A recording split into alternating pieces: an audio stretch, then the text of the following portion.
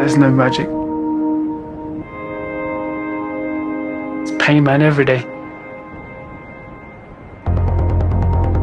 Training is harder for me than racing. 25 laps around the track is really the easy part.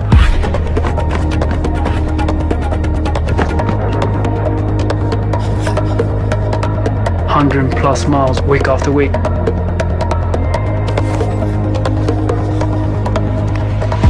You could do it, anyone could do it, but the mental part's the hard part.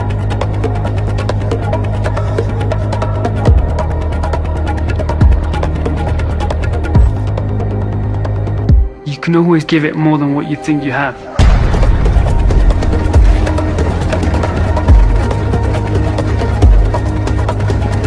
Not being able to see your family, your kids, it's pretty tough. I've done everything that I can in training, and I know there's no one out there that's done what I've done. What really drives me is knowing you made your country proud, your nation, your people, and I want to go out there and do it for my family. One day be able to impress my kids and go, Daddy was good.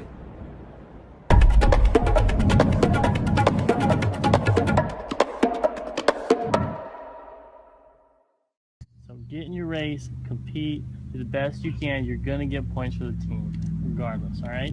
So, so remember, it comes down to what is your race. You know, we say win your race. But that means I don't expect you to win the whole race. That'd be awesome. But that's not what I'm expecting. What I'm expecting is when it comes down to it, when it's you and like 2 other people, and it's that part of the race, when you're at your 300 kick, that is your part of the race. Win that part of the race.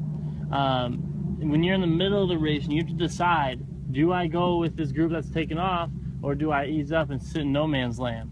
That's how another way that you win your race. By taking off, hanging on if you can. That is how you win your race, all right?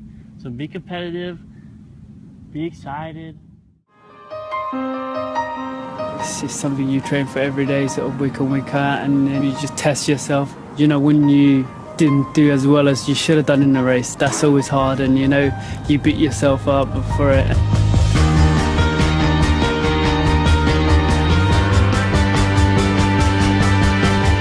I get a good feeling before a race. It's just kind of positive thing. You think about the race and you picture sort of what you need to do, and I'm a little bit more hyper because you're not trained as hard as what you normally do, so you're not as tired, so you're always just kind of a little bit edgy.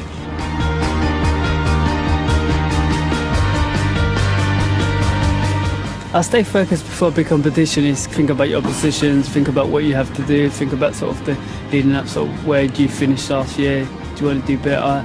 Be disciplined, that's the main thing. It's really important that, you know, I didn't put too much pressure on myself, and there was a lot of pressure, but you try and forget about that and just deal with it, be yourself and think about how hard you work. Alright, so you're probably listening to this before meet.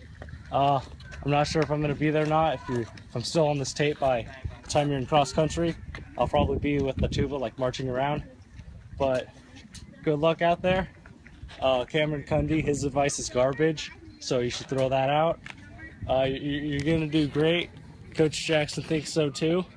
If like he got struck by lightning or something like that, he's dead now. I love you, man. You're going to do real nice. You're going to run fast. You're going to get that record by your sophomore year probably. If not, keep listening to this, and you'll do your best out there. I'm just kind of saying the same things over and over again. But you don't eat too much food before. Get that carbo load in, and good luck, but you probably don't need it. Pre-race meditation and visualization is something that we do before all of our big meets. You know, it kind of gets our heads in the game and really allows us to focus, because that's a big part of all this, the mental aspect. You can't really control anything. You can't control the outcome, but what you can control is your attitude toward the race and your focus. So that's what the meditation and the visualization really attempts to do. It gets us in the right state of mind. It allows us to be able to really comprehend what our race is and what it's going to be even before we run it. And you know, it really just gives us the edge. You know, it's one of those things that not many people do. But at the end of the day, I mean, it comes down to track as being a mental sport. Because you know, you can be in shape, you have to be in shape, but you have to have the mental edge. Because if you don't have the willpower and the drive and the focus and the readiness, you're not going to be able to compete at the optimal level. Generally, if you're running a 5K road race or track race, even on most cross-country courses that are pretty tame, if the surface is pretty level, there's no big hills later on in the race, even split is going to be your most efficient way to run a fast time. Pretty even pacing and pretty consistent mile splits. If you break the race into thirds, 5K is 3.12 miles long, so you look at it as first mile, second mile, third mile. I know my metric friends probably look at it in even 5 kilometers, which is a good way to do it too. When you're racing on the track, the splits never lie, so you can get every 400 meters if you want, or 200 meters, whatever. But generally, even pacing is going to be your best bet. And I'd say don't bank on a kick. When we raced in track, a lot of times guys would wait till the last 400 meters, the last 200 meters, even the last 800 meters, and that's like they're going to launch their attack. Well, if you're time trialing, if you're going for a fast time, you don't save for that. You just try to maintain pace in the last mile. And generally, like racing cross country, for example, usually people sprint out, especially in high school, sprint out really fast the first 200 meters, 400 meters, and they put themselves kind of in a hole because you're already breathing really hard. Maybe you have some lactate in your legs. You're already kind of tying up. And then you slow down.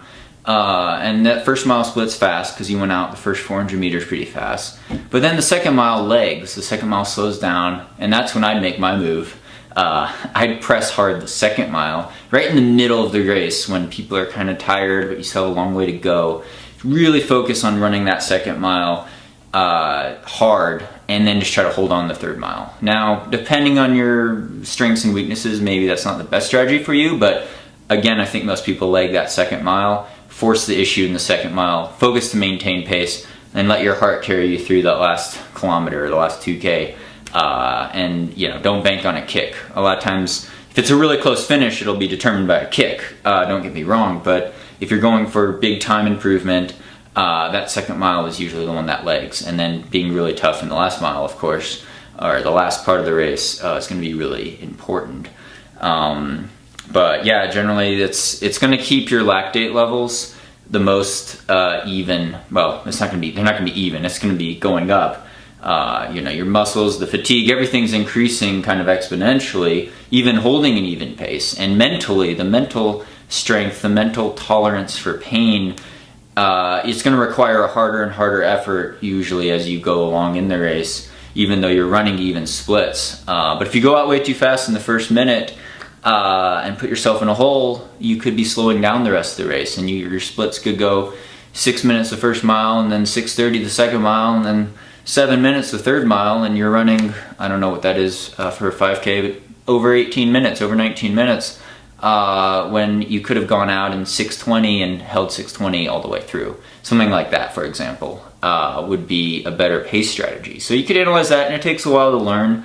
I learned a lot the hard way, just racing cross country in school, but and also racing on the track. But build your ability to pace yourself, learn through track workouts what's kind of tolerable, and learn your body and just kind of feel it out. That's kind of the best pace strategy for 5K races. And don't follow other people because they'll sprint out ahead of you, and just know that you have the mental discipline to catch them in the middle of the race, hopefully pull even with them, and then blow their doors off in the last kilometer.